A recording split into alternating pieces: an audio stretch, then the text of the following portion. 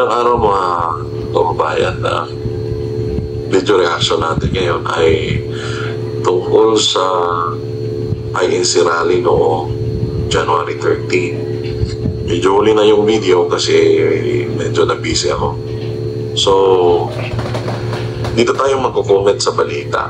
Actually, napanood ko na yung part ng rally. Yung mga nagsalita doon si Congressman Marcolita. So, kaya nga medyo ang iba sabi ko, peace rally lang daw yan. Bakit daw may isang politiko na nagsalita doon at kandidato pa bilang senador? So, bago tayo pumunta doon sa sa malalimang talakayan natin, dito muna tayo sa video. Pasadaan lang muna natin ito.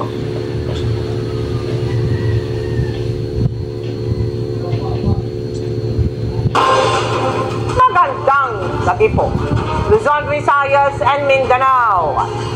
Milyong-milyong miyembro ng Iglesia ni Cristo o INC ang nagtipon sa iba't ibang panig ng bansa para sa tinawag nitong Rally for Peace. Wala umano itong halong politika ayon sa INC na nauna na rin nagsabing pagsuporta ito sa pahayag ni Pangulong Bongbong Marcos laban sa pag-impeach kay Vice President. Yung po talaga yung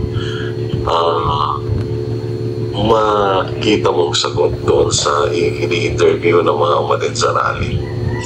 Marami kasing mga nagtatanong din na baka daw hakot yan. Hindi naman ako naniniwala siguro na hakot. Although hindi ako INC, pero minsan may mga reliyon din, kahit ano mo man sigurong reliyon, ay minsan ay talagang yung pananampalataya mo sa paniniwala mo sa reliyon mo sa kakahanib ay yun yung nagdadala sa iyo sa lugar. Kaya ka pumupunta doon. So, this is a religious gathering. So, I doubt na mayroong mga hakot. No? Kasi, sabi daw ng masama sa Maynila daw ganyan yung nangyayari. May nagbabayad lang para padamihin lang yung tao. Pero ito, simultaneous ito sa iba't ibang mga rehiyon sa buong bansa. Kuna naman nila ng video sa iba't ibang lugar sa Pilipinas.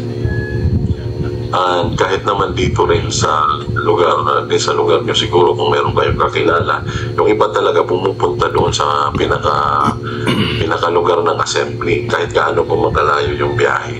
Yung ganyan yung siguro ganyan yung pananampalataya. So, peace rally yan. Ito ngayon natin yung video, marami na akong comment. Yan siya.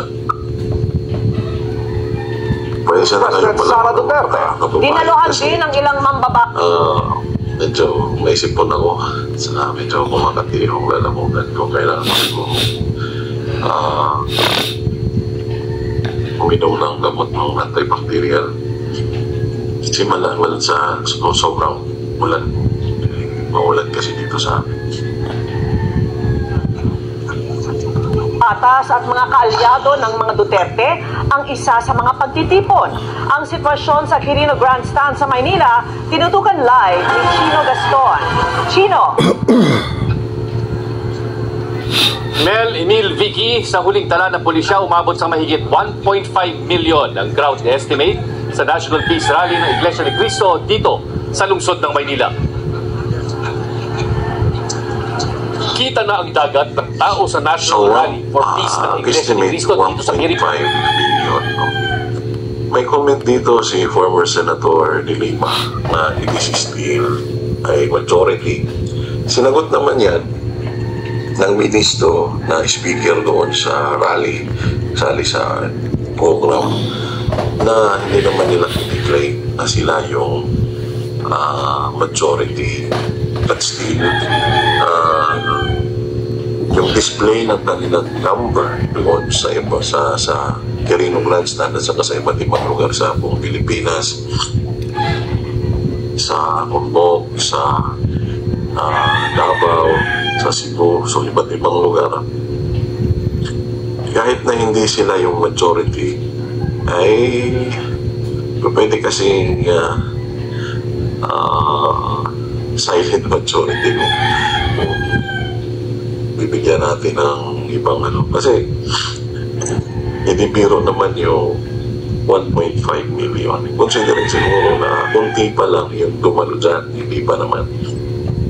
Ang gusto kasing sabihin dito ng mga DDS din na nagpa-vlog na hindi pa dyan kasali yung iba. So, parang in response sa panawagan ng mga INC na huwag na magbangayan, unahin yung problema ng mamamayan. So, in same respect, yun din mismo yung pananaw ng mga DDS kasi ayaw din nila yung impeachment. Wala namang patutunguhan at yun talaga yung purpose ng rally na ito, para pigilan ang impeachment, para iparating sa administrasyon na hanggat maaari ay huwag ituloy ang impeachment. Yung ibang mga DDS vlogger ang sinasabi nila ito ay patiking pa lang daw, ganyan. Parang gusto nilang haluan ng politika. Although sabi nga naman ng mga vlogger dito sa administrasyon, sinasabi din nila na may halong politika kahit paano, kasi nga nagsalita si Congressman Rodante Marcoleta, isang kandidato sa hanay sa ticket ng Pangulong Duterte, iniitorsong kandidato ng Pangulong Duterte. Tungayan pa natin yung video, mga kababayan. Nilugansan bago pa mag-alas 10 ng umaga sa drone video na ito ng Manila Police District. Pagsapit ng alas 11 ng umaga, lalo pang dumami ang tao. Sa drone video na ito mula naman sa INC, ang National Rally for Peace ay nauna ng inanunsyo ng pamunuan ng INC noong Disyembre bilang suporta raw sa pahayag ni Pangulong Bongbong Marcos na hindi siya sang-ayon sa impeachment na isinusulong laban kay Vice President Sara Duterte. Kahit alas para sa inyo mga kababayan, tama ba yung ginawang aksyon ng INC na magsagawa ng ganitong rally para ihinto yung bangayan? Pwede po kayo magpadala ng inyong comments para po malaman natin yung sentimento na mga makakapanood sa video na to. Patuloy po tayo sa pakikinig. Medya pa ng hapon ang simula ng programa, maagang nagdatingan ang mga miyembro ng INC. Ang ilan galing pa sa mga probinsya. Bit-bit ng mga tarpaulin at mga placard na nanawagan ng pagkakaisa at kapayapaan ng mga dumalo, alang-alang daw sa kapakanan ng bansa. Ang Iglesia ni Cristo po, people, yung dami ng tao doon sa mga lugar na pinili na venue ay talagang marami yan, kasi nga although they belong to the majority, iba-ibang lugar yan, iba-ibang mga probinsya, iba-ibang bayan yan. So talagang marami din yan. Pinag-uusapan natin dito ay isang grupo ng relihiyon na matatag rin at matagal na rin na naitatag dito sa Pilipinas, at mayroon din silang mga ina-establish na mga local churches sa iba't ibang bahagi ng mundo. Di naman sa kinakampanya ko yung INC, wala ko ganong intention. Ang lang siguro for information purposes yun natin. Ay nakikipag-isa sa pamamahala sa layuning magkaisang sambayan ng Pilipino po at maging payapa po ang ating bansa. Ang iba naman may panawagan para sa pagtigil ng anumang tangkang impeachment laban kay VP Sara. Pumapanig lang po kami ayon po sa sinasabi ni Bongbong Marcos na no to impeachment po. Unahin ng taong bayan, unahin ang mga problema ng bansa, unahin ang bago po ang mga kanya-kanyang pansariling mga pakinabang. Nakita rin dito sa pagtitipon ang ilang mapapatas na kaya ng mga Duterte. Ang dami ko nang napanood na ini-interview ng mga member ng INC, puros ganyan yung sagot nila. Kaya nga ito ay religious gathering, walang lumalagpas sa instruction ng pinakapinuno nila.